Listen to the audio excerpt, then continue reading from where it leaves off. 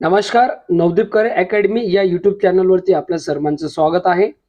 मुंबई उच्च न्यायालय शिपाई सराव प्रश्नपत्रिका पेपर क्रमांक 11 आपण आज आयोजित केलेला होता. या पेपरमध्ये कशा पद्धतीने प्रश्न विचारलेले होते मित्रांनो आपण आज डिस्कस करणार आहोत.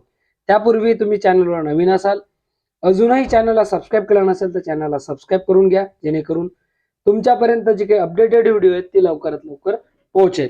आजच्या पेपरमधला प्रश्न क्रमांक पहिला, करप्शन प्रिसेप्शन इंडेक्स कोणत्या संस्थेद्वारे प्रकाशित केला जातो? तर याचं योग्य उत्तर आहे पर्याय क्रमांक बी, ट्रान्सपरन्सी इंटरनॅशनल या संस्थेद्वारे प्रकाशित केला जातो. त्यानंतर आहे प्रश्न क्रमांक दुसरा, भारताचा पहिला संरक्षण मंत्री कोण होता? तर योग्य उत्तर आहे पर्याय क्रमांक बी, बलदेव सिंग. त्यानंतर आहे प्रश्न क्रमांक 3, जीएसटी परिषदेचे अध्यक्ष कोण असतात? गुड्स अँड सर्व्हिस टॅक्स म्हटलेलं आहे, तर याचं अध्यक्ष जे असतो तो अर्थमंत्री असते. पर्याय क्रमांक सी फार महत्वाचा प्रश्न आहे. त्यानंतर आहे प्रश्न क्रमांक चौथा, महाराष्ट्रातील भातसा धरण कोणत्या जिल्ह्यात आहे? तर पर्याय क्रमांक ए, ठाणे जिल्ह्यामध्ये आहे. त्यानंतर आहे प्रश्न क्रमांक पाचवा, विम्बल्डन स्पर्धा कोणत्या खेळात संबंधित आहे? तर ही टेनिस संबंधित आहे. पर्याय क्रमांक सी. त्यानंतर आहे प्रश्न क्रमांक 6 पासून 10 पर्यंत मराठी व्याकरणचे प्रश्न आहेत.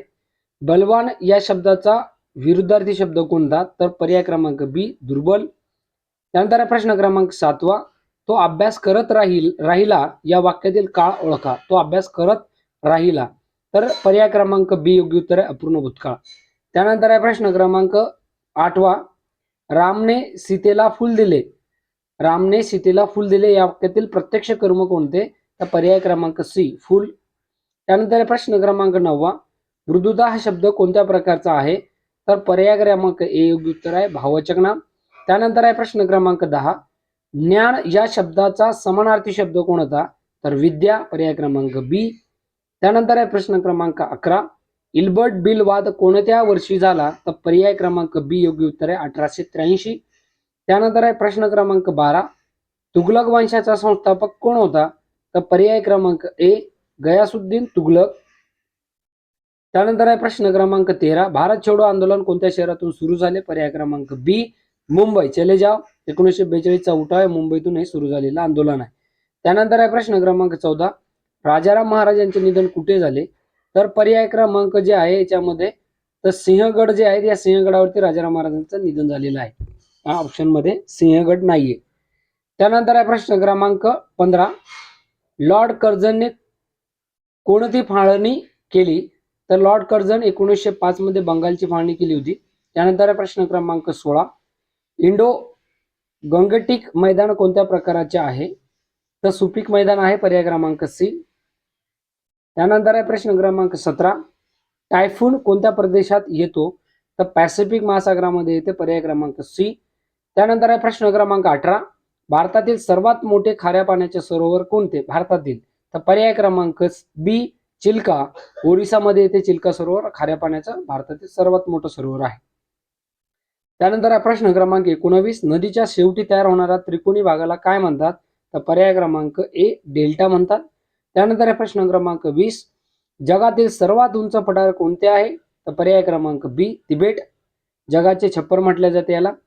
त्यानंतर आहे प्रश्न क्रमांक 21, भारतीय संविधानातील प्रस्ताविका कशाने सुरू होते? तर पर्याय क्रमांक बी, आम्ही भारताचे लोक. त्यानंतर आहे प्रश्न क्रमांक 22, राज्यसभा सदस्याचा कार्यकाळ किती वर्षाचा असतो? तर पर्याय क्रमांक सी, 6 वर्षे. त्यानंतर पुढचा प्रश्न क्रमांक 23, लोकसभा सदस्य कोण निवडतात? तर पर्याय क्रमांक बी, जनता. यामध्ये बघा लोकसभा सदस्य कोण निवडतो? तो जे आहे आपल्या लोकसभा सदस्य तर जनता निवडते. निवडणूक होते त्यामधून जनता लोकसभा सदस्य जे आहेत ते निवडतात. त्यानंतर प्रश्न क्रमांक 24, संसदीय प्रणाली कोणत्या देशाकडून घेतलेली आहे भारतानं? तर ती पर्याय क्रमांक बी, ब्रिटनकडून घेतलेली आहे. त्यानंतर प्रश्न क्रमांक 25, भारताचे राष्ट्रपती कोणत्या घरात राहतात? म्हणजे राष्ट्रपतीचं जे घर आहे त्या घराचं नाव काय आहे? तर पर्याय क्रमांक बी, राष्ट्रपती भवन. त्यानंतर आहे प्रश्न क्रमांक 26, मानवी शरीरातील सर्वात मोठे स्नायू कोणते? स्नायू तर पर्याय क्रमांक सी, ग्लुटस मॅक्सिमस म्हटलेला आहे. पर्याय क्रमांक सी याचे उत्तर आहे.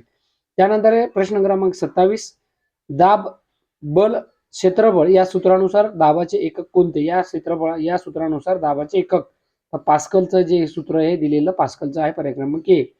त्यानंतर आहे प्रश्न क्रमांक 28, प्रकाशाचा अपवर्तन कोणत्या माध्यमातून होते? तर भिन्न माध्यमातून होते, पर्याय क्रमांक सी. त्यानंतर आहे प्रश्न क्रमांक 29, आम्ल व क्षार या अभिक्रियेला काय म्हणतात? तर याला म्हणतात पर्याय क्रमांक बी, न्यूट्रलायझेशन. आणि शेवटचा प्रश्न आजच्या पेपरमधला, मानवी शरीरातील सर्वात मोठे पेशी समूह कोणता आहे? तर पेशी समूह मानवी शरीरातील सर्वात मोठा पेशी समूह त्वचाचा आहे, पर्याय क्रमांक सी याचं उत्तर आहे. मित्रांनो, आजच्या पेपरमधले असे 30 प्रश्न आपण घेतलेले आहे. या प्रश्नाबद्दल जर तुम्हाला काही अडचण असेल, प्रश्नाचं उत्तर किंवा एखादा प्रश्न व्यवस्थित वाचला गेला नसेल तर तो तुम्ही कमेंट बॉक्समध्ये या ठिकाणी नक्की कळू शकता, किंवा एखादा प्रश्नाचं उत्तर तुम्हाला दुसरं योग्य वाटत असेल तर तेही तुम्ही या ठिकाणी कळू शकता.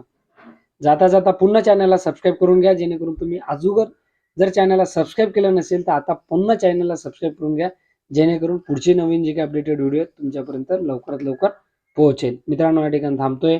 जय हिंद, जय महाराष्ट्र.